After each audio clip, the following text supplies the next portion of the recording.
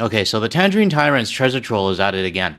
And he's insisting that everything that we're seeing right now is a bunch of nonsense. Let me show you a quick clip. Unfortunately, misperceptions are that the United States is unsafe, it's unwelcoming, it's inhospitable, it's too expensive, that people are going to come, they're going to have their social media poured over, they're going to be detained, put on a flight home. All of that is absolute nonsense. 99.9% of people that are going to be traveling to the United States, tourists of America, are going to experience a seamless time from the moment they land to the moment they take off again. Yeah, seamless, right? We have another person trying to push that 99.9% narrative. But out of the 65 million that they claim went to the United States, how many millions were harassed or bullied or profiled at the border? And in my last video, one of our viewers had a comment that was spot on. This one's from White Star 10. That 0.1% is still 68,000 people, and they know who is coming in before they even get on the plane to start their journey. Having been all over Europe, as well as visiting Africa and Asia, the US border and immigration is the least welcoming I have experienced, and it isn't the best way to start a trip. These are the details that Jeff Freeman and Nick Adams will not mention at all, because mentioning it would go against their entire narrative, but it is a pretty damn important fact. I know our Australian viewers are probably embarrassed that this guy came from their country, but hey, we have our own embarrassments in Canada as well, and I'm talking about all three Canadians that are on the screen right now.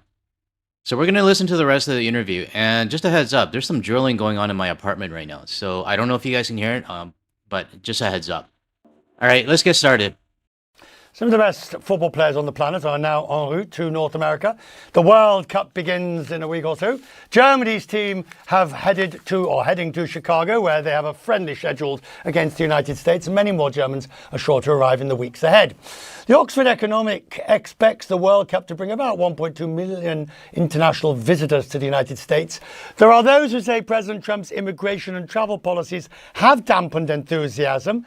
International travel to the US fell last year by up to 5%. Nick Adams is officially the US presidential envoy for tourism, exceptionalism and values. I mean, they're not even hiding the US exceptionalism anymore. I mean, it's in his title. But what does exceptionalism actually mean?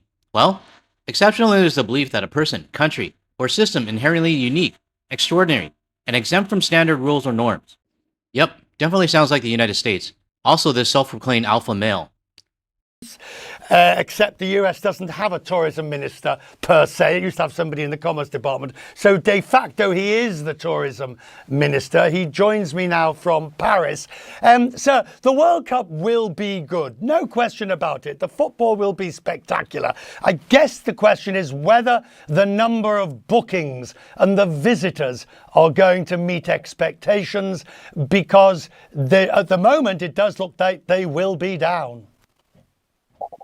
Good evening, Richard. Thank you for having me. I can tell you that all the latest data that is coming across my desk indicates that we are going to have an incredibly well-attended World Cup. The 11th hour, last-minute bookings, you know what it's like. They are coming in thick and fast. But on top of that, I can tell you that we are experiencing an uptick, a rebound in just about every single metric. Flights are up 3%, 1 million more seats between June and October coming to the US, a projected visitor spend increase of 5%. We are on fire right now. Is it me, or does this guy sound like an infomercial that you used to see at like 1 a.m. trying to sell you like a pots and pans set or like a duvet cover or something? But personally, I don't believe a single word that this guy just said. I mean, he's puffing out his little chest, throwing out these numbers, and forgetting one major important thing: the sentiment towards the United States. The overall position on tourism, you can't avoid the fact that the numbers are down up to 5% in an industry where all major competitor countries would be higher. And the reason anecdotal and research suggests that the perception is that there isn't a welcome here in the United States and people are worried about coming here. These are basically well-known facts at the moment that you have to now redress the balance on. Well, the perceptions are well known, Richard. The facts are not. Okay, I'm going to go on a bit of a rant. This is the problem with society these days. Ever since Taco Tuesday came into the office, he normalized the phrase fake news. If he doesn't like the actual facts, it's fake news. If he doesn't like criticism, it's fake news. If there are actual facts and evidence, it's fake news as well. Instead, what we get is the actual fake news being disguised as facts. Like this garden gnome saying that the tourism industry in the United States is rebounding, and that everybody's flooding to the United States, and that everybody will have a seamless process from the beginning to the end. But over the past decade, all of this fake news bullshit, I'm just gonna say it's made people dumber. And people like this, they eat it up and believe it as like gospel. But if you're watching my video right now, I'm pretty sure you can see through this bullshit coming up. And that's kind of what I'm here in Europe trying to explain to people. Unfortunately, misperceptions are that the United States is unsafe, it's unwelcoming, it's inhospitable, it's too expensive, that people are going to come, they're going to have their social media poured over, they're going to be detained, put on a flight home. All of that is absolute nonsense. 99.9% of people that are going to be traveling to the United States, tourists of America, are going to experience a seamless time from the moment they land to the moment they take off again. Well, I guess on a technicality, if you get detained at the airport, technically you landed. And when they deport you, technically you leave. So I guess that counts as like a trip to the United States, right? But I wanted to show this Reddit post. It's about a month old. And let me read it out to everybody. I'm a Canadian citizen, resident of New Brunswick. On April 3rd, 2026, I attempted to cross into the Halton Main port of entry with my wife and 3 children for a quick 2-night trip to New York and New Hampshire. During the Good Friday, Easter Monday long weekend, we were pulled aside at secondary for more than 13 hours. Now this is the part that concerns me, the detention and verbal accusations. During this time, CBP officer took all of our electronic devices and performed extensive searches and download. They questioned me repeatedly about a connection or contact, who they claim was a terror-related person of interest. Now if CBP had the phone, you can sure as hell bet that they checked all of his social media as well. But not only that, probably the pictures and emails and everything else that's in the phone. For me, I'm not comfortable with that at all. Now, this guy who posted is a Canadian and Pakistan dual citizen. So my guess is that obviously he was profiled. Oh my god, this drilling is driving me nuts. Sorry everyone, if you guys hear this, I really apologize for it. But what I'm trying to say, Nick Adams claiming that checking of phones is nonsense is a load of shit. Now this Reddit post is actually pretty interesting, but I might have to leave it for a separate video. But if you want me to make a video about this one, let me know in the comments below. The difficulty is the perception is now there, and it's borne out, by the way, from some very well publicised incidents that took place. And I will accept what you say. 99% of people will have a magnificent time, and all the research shows that that's what people have. But this idea, certainly of LGBT visitors here, is that there isn't a welcome and people are worried about what happens. And as a result, we do see weakness in westbound travel. We see it on discounting of tickets compared to eastbound travel. How can you redress that? How can you get people to appreciate that that is perception and maybe not reality as you see it? Richard, by coming on with people like you, by spreading the message as aggressively as we possibly can, America is open, America is welcoming, America wants you to come. We are the most hospitable people, we're the most exciting destination on the planet. And I would push back on this idea that we are doing extraordinarily well. You're right, the numbers were down last year, and in fact, they have been down for the last 3 or 4 years. It started under the previous administration. But I'm here. We're about to have the biggest summer we've ever had. It's going to be great. You know, what he said about going on shows like this and spreading the message, he thinks he's actually doing a positive. In fact, he's just making himself look like an idiot. And let's not forget, we are his target audience. Everybody that's watching this video right now that is not inside the United States, he wants all of us to come back. Now, in a sense, it's actually good that this guy's in this position, because he reminds us of why we don't want to go to the United States. I mean, let's just be real here. This guy's a snake oil salesman, who would probably rip off his own family and friends. And it doesn't help that he calls himself a self-proclaimed alpha male. Nick, the mere fact that you and I are talking about this in these terms about a country that never had this perception before shows that there is a problem. And for instance, go ahead. There's one other reason, and that is that the United States is about to embark on an unprecedented, unparalleled era of mega sporting events and mega events in general. We have, obviously, beginning now this summer, we have 250, we have the FIFA World Cup, we have the Olympics, the Paralympics, we have the Winter Olympics in 2032. Well, FIFA's not going very well. You're 250. Nobody gives a shit about that outside your border.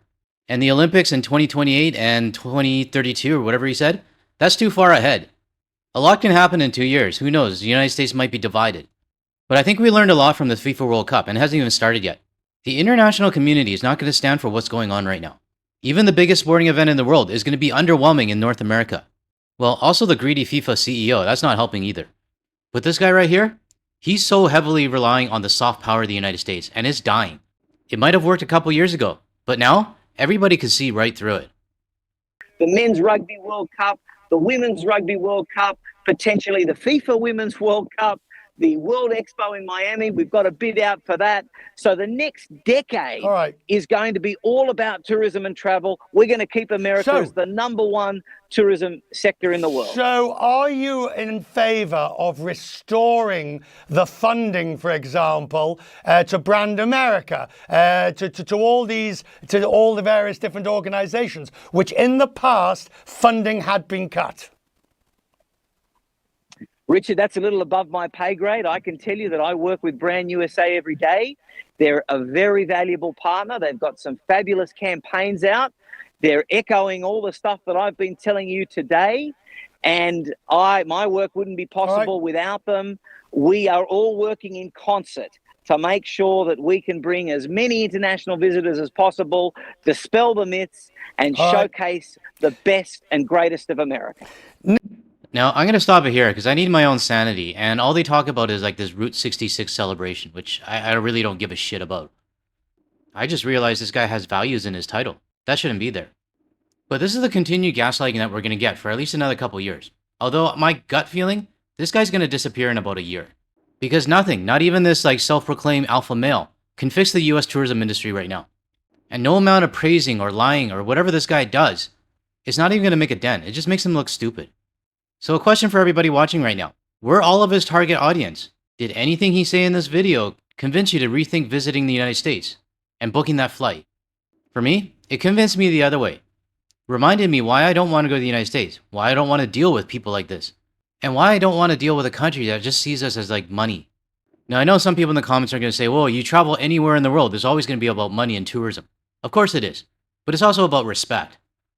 It's not about gaslighting, it's not about belittling, it's not about like taking over my freaking country. It's about feeling safe and being able to trust the place that you're visiting.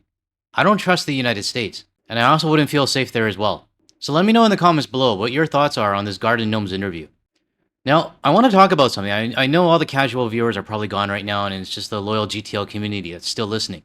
But someone in the community actually brought this up, and they said they're tired of me using names when I'm referring to, well, you know, the guy. Well, there's multiple reasons for this. One, the first one, obviously, you know, some of them are actually pretty funny that were suggested to me. But second, YouTube does filter words. And if there are keywords like this guy's name being used overly in my video, it has been reported that videos will be suppressed. And I have noticed it. So unfortunately, if you don't like me calling him names, well, I also don't like him calling our Prime Minister governor. And if I lost you as a viewer, well, sorry to see you go. But I'm not going to change my style or risk having my videos suppressed because of one person. And anyways, to close off this video, I would like to thank Adrian again for posting this photo from the top of the dome in Dawson City, Yukon. I actually had to figure out what the dome was, but it looks like it's a hiking trail with an awesome vantage point. But I want to thank you again, Adrian, for sending your photos from the Yukon. Alright everyone, I think that's it for this video. I think I need some time to like decompress after this like Nick Adams interview. I'll probably go play with my cat. And just for the record, she's fluffy, she's not fat. If you found any value in anything I said today, or you want to hear more from a Canadian and international point of view, without the US media bias, make sure you hit that like and subscribe button below. That way you'll be notified of my future video. And don't forget to hit the bell icon and select all as well. Now if you want to see more of my videos, check out the ones that are going to show up on your screen shortly. Thanks everyone, I'll catch you in the next one.